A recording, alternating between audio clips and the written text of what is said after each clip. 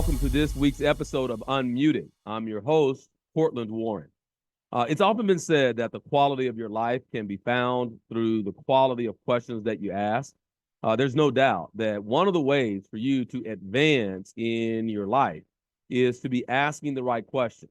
Ultimately, that is where great ideas come from, questioning the status quo or questioning what's been accepted.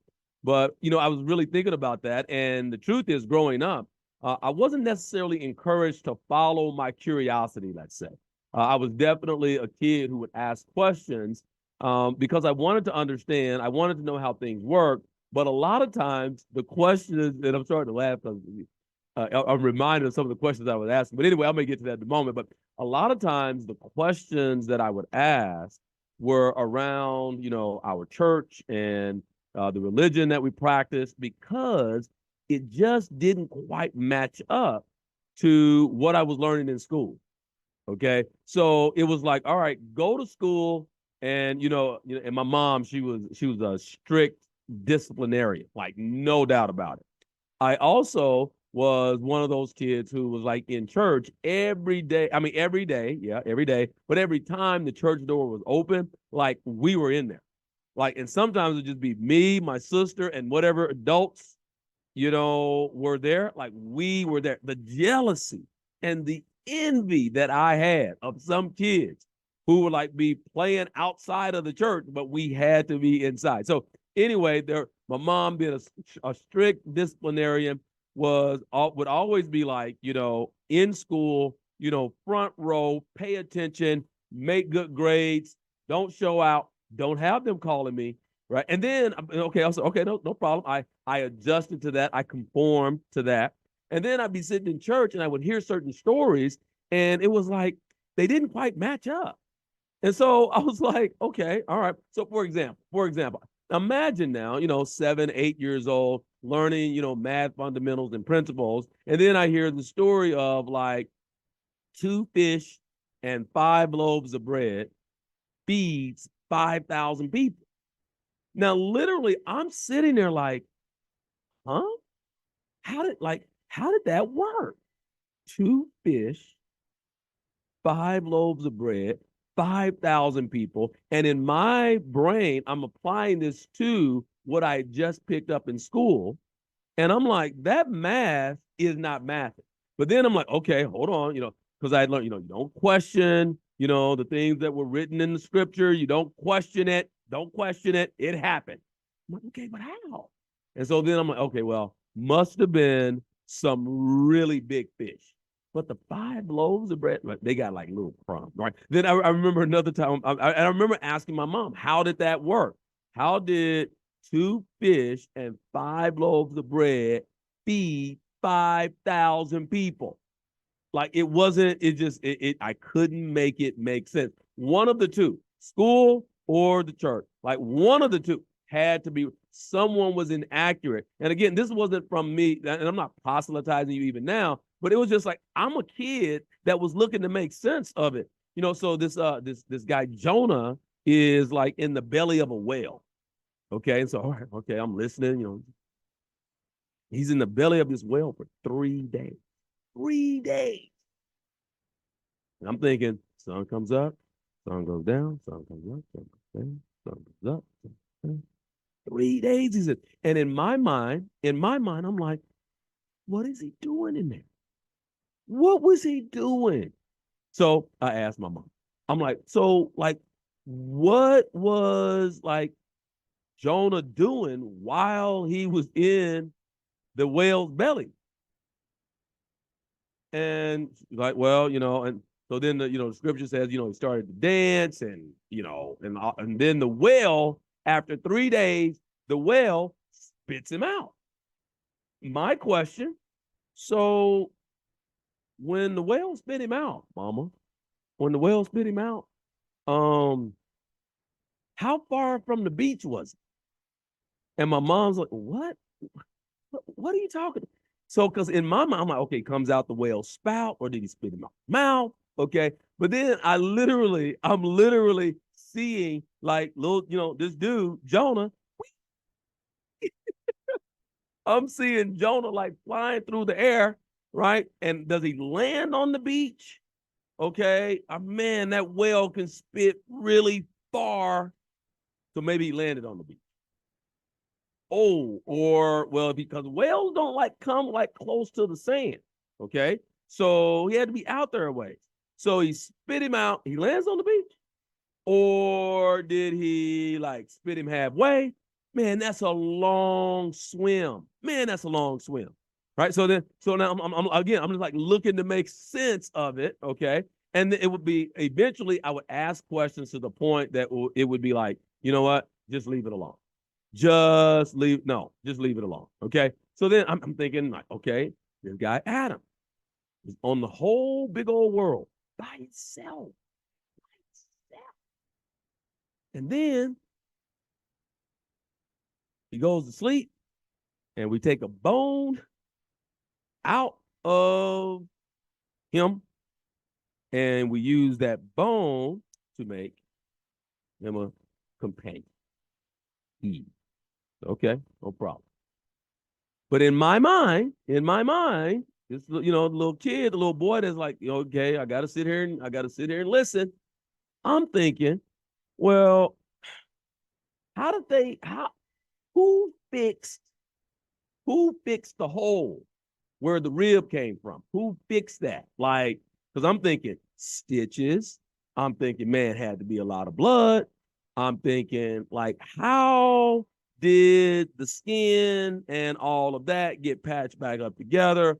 There's not, I didn't really know anesthesia, but in my mind at that age, I'm like, that really had to hurt. How did he get some stitches? And like, he didn't bleed to death when this happened, when they took the bone, when they took the rib to make him a friend. Like, how did this work? And so again, these are like questions that I would ask. Can you imagine this? Like, so my mom is very, and this is not like a knock on, religion or religious beliefs, practice, or anything like that. But imagine someone like her, like devout, with her practice, and you got this little kid, me, who's asking these questions very inquisitively because I'm just trying to make it make sense in my head. I'm just trying to make it like fit with, what I'm learning over here where I got to pay attention or I'm going to get in trouble, or what I'm like learning over here, which sometimes doesn't exactly match. Okay. So, but thankfully, it never got to the place where I was forced to stop asking. And I know that for a lot of people, it's, for some people, they get to that place, whether someone says, hush up, shut up, whatever, like it never got to that place. Sometimes I was told to be quiet. Sometimes I was definitely told to shut up. Sometimes I was definitely, no, don't, we're not doing that today. Okay. But it never, thankfully, it never got to the point where my curiosity was stifled and I was not allowed to ask. So I remember being at Oklahoma State, and I'm in the business school at Oklahoma State, and the dean of the college, his name was Gary Trinopole. Gary Trinopole comes to one of our, business classes, and he says, so if you ever need anything, stop by my office. I'm here as the dean of the college. You stop by anytime. Okay. So I'm listening to that. I'm like, okay. So to me, like the dean, like there's the president of the university, but the College of Business, the dean, he's like, he's the head person. He's the head man over where I'm most interested in, which is the business school. So I decided as a sophomore, that I would, maybe I wasn't doing it. Either way, I decided that I was just going to set an appointment with the dean of the College of Business. And so I go to his office, his assistant puts me on the calendar, and I go back whenever, a couple of days later. And I have and I go into his office, and I remember sitting down, and Dr. Trinopole looks at me and he's like, so how can I help you? And I said, I don't know. And he's like, what do you mean? I said, well, you came to our management class and you said that if we ever wanted to talk to you, if we ever wanted to, sit with you, visit with you, you said to make an appointment. So that's what I did. But I really don't have anything that I need from you. I just want to know what it's like to be the dean of the College of Business here. And he's like, he kind of goes into a little bit. And I said, well, so what do you like? What do you do? Like, how do you make your college, the College of Business, like the most attractive one with you know, the other schools? Like there's the education school, there's the engineering school. So why the College of Business? And he starts to smile a little bit. He said, well, I really don't look at it like I compete with the other schools. But I said, well, when I came here, I had to choose which one I was going to go to. So, like, why should a person who doesn't know, why should a person choose the College of Business? So this became our conversation. So towards the end, like my time's almost up. I'm like, okay. And he's like, you really didn't want any? No, I didn't want anything. You said that I could come and ask you questions. And so that's what I did. When I graduated Oklahoma State and I got to my first job out of college in the oil and gas industry, I get a meeting request from an executive, and I didn't know what it was about. I go into his office and he says, Gary Trinipole over at the College of Business at Oklahoma State said that we need to meet. And I was like, oh, Dr. Trinipole said that? Okay. What are we meeting about? And he said, I don't know. I don't know. He just said I needed to meet you. I said, okay. Well, later it turns out that Dr. Trinipole had shared with him that in all of his years, as a dean, the only person who ever took him up on that offer when he would go around to the different classes within the College of Business, the only one who ever took him up on that answer was me. But for me, it was just really rooted in curiosity and being willing to ask the questions. Right? My life has expanded because of a willingness to ask the questions. Sometimes they're really tough questions, and not be afraid of what the answer might be. And so here's some questions that you can make your own, obviously, but some questions that you might ask as we close out this year and you gear yourself up for 2024. Some questions that you might ask of yourself to determine how or where you can improve and enhance your life experience. One question that you could ask yourself is, where am I living in resignation? Meaning, where have I just given up? Where's the fire gone? Where has the desire started to dissipate?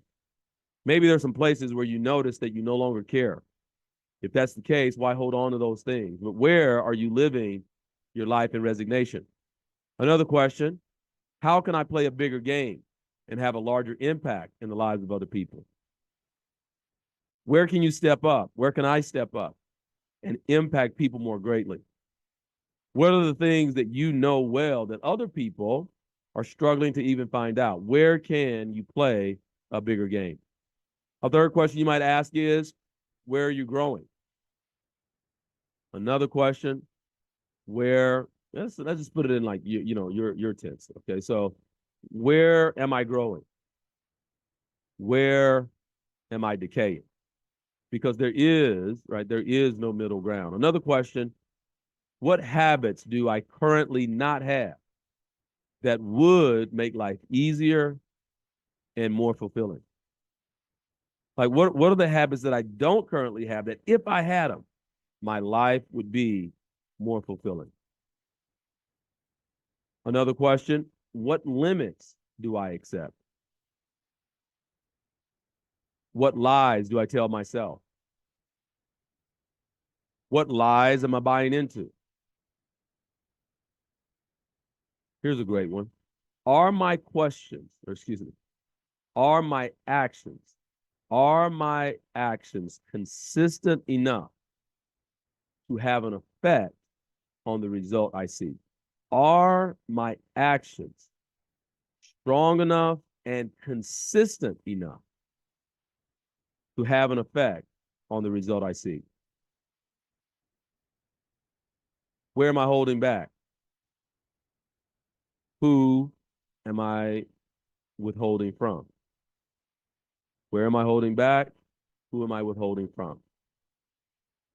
Where do I need to start saying no? And then where do I need to start saying yes? Some questions for you to ponder, to do some self-reflection, a personal accounting for yourself. And in doing so, you improve the quality of your life. Not just with having the answer, but obviously with there being some implementation. My encouragement to you is to get curious about life, to be willing to be childlike, not childish, but childlike. A childlike curiosity on why things are the way they are. Why is it set up this way? And most importantly, be willing to question yourself. As a kid, I wasn't, challenging religion. I'm not, some people are on that. I'm not, right? I wasn't challenging religion. I wasn't anti the religious practice. But there were parts of it to me that just seemed illogical. It wasn't making sense. And so the curiosity, the childlike curiosity, wanted to know. And I'm grateful that that curiosity was not snuffed out of me. And the same exists today. There is a part of me that has a strong desire to know, like, how much more can I become? How can I have a greater impact in the lives of people? Where am I saying no that I need, and I need to start saying yes? And where am I saying yes, where I need to start saying no? What are the lies that I bought into? What are the lies that I tell? What do I accept that needs to be unacceptable? Where can I raise the standard? And as a result of that, change my life. I hope that helps. If it does, don't keep it a secret. Let someone know that this podcast exists. Share it with a few people today. And if you haven't already, join the mailing list at info@courtlandwarren.com, info@courtlandwarren.com, info@courtlandwarren.com. Send me a note that you appreciated this podcast. If you'll do that, I'll add you to the mailing list. I want to make it easy for you to do. Okay. So if you send an email to say, hey, I really enjoyed the podcast today, and you send it to info@courtlandwarren.com, I'll add you to the mailing list. And that way I have access to you that's not dependent on the platform. What if the platform goes down? Then I can't reach you. And I promise to only share information when I believe that it will be of value to you. Make sense? Thank you so much. I appreciate you listening. And we'll see you next time.